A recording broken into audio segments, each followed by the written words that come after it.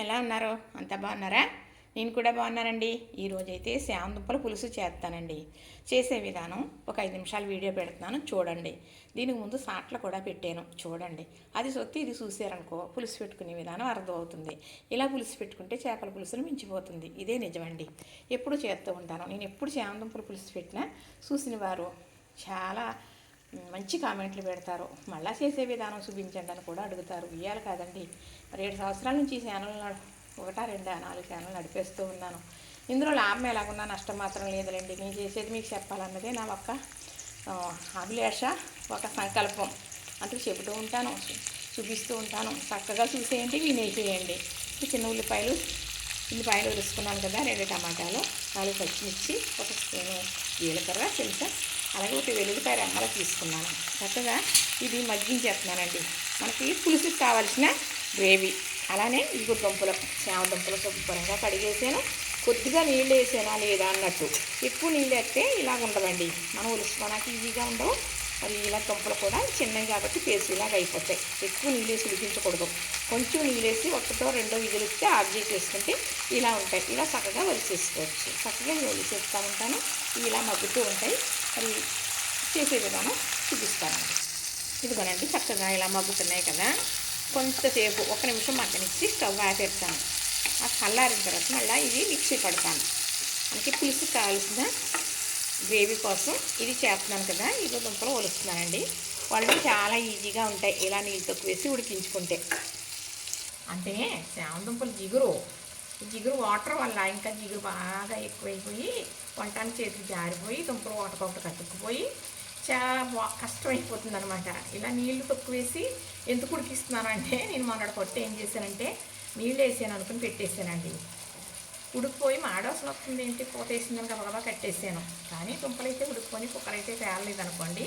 అప్పుడు అర్థమైంది కొంచెం నీళ్ళు తక్కువ వేసామనుకో.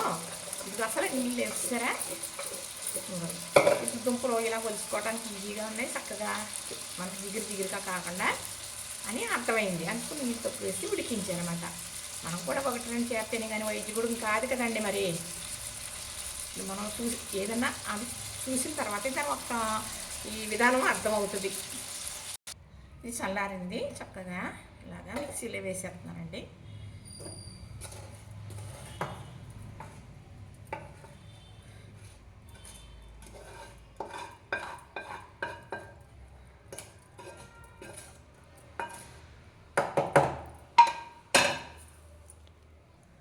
ఇప్పుడు సరిపడే ఉప్పు,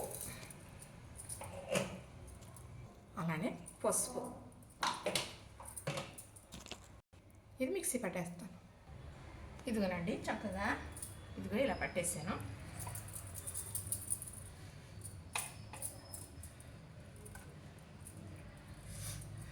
కొంచెం కాలుతుంది.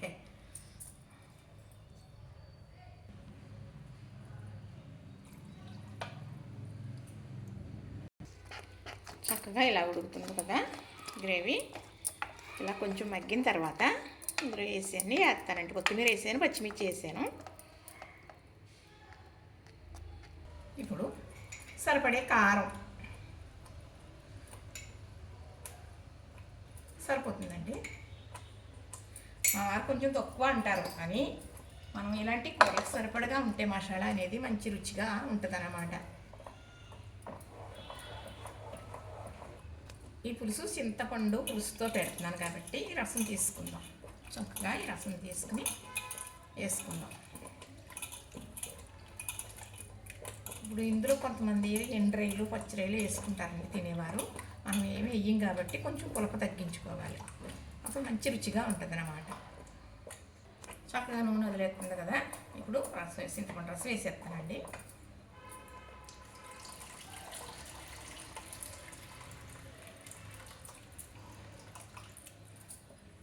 ఇలా తుక్కు పడకుండా వేసుకోవటం తెలిసి ఉండాలి. లేదంటే తుక్కు పడిపోయింది అనుకోండి బాగోదు. చింతపండు తుక్కు పడితే మనకు నోట్లో తగులుతుంటాయి.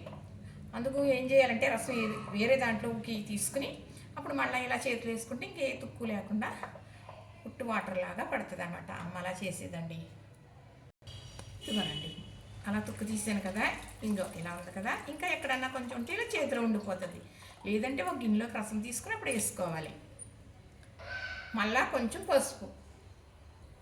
ఈ పులుసుకి రుచి రావాలి అంటే బెల్లం ముక్క వేయవలసిందే. వేసానండి ఇష్టాన్ని బట్టి. మీకు ఇష్టం లేదనుకోండి తీపి మానేసేయచ్చు, పర్వాలేదండి. ఇప్పుడు చక్కగా ఇలాగన్నీ వేసేసాం కదా. ఇప్పుడు మనం ఒలిసి పెట్టుకున్న ఈ సేవదుంపలు వేసేసుకుందాం. అంటే చెదురుతుందని మెల్లగా వేస్తున్నాను. ఇంతేనండి. ఈ పులుసు దగ్గర పడేదాకా ఉడికించుకోవడమే, చక్కగా ఆపేసుకోవడం.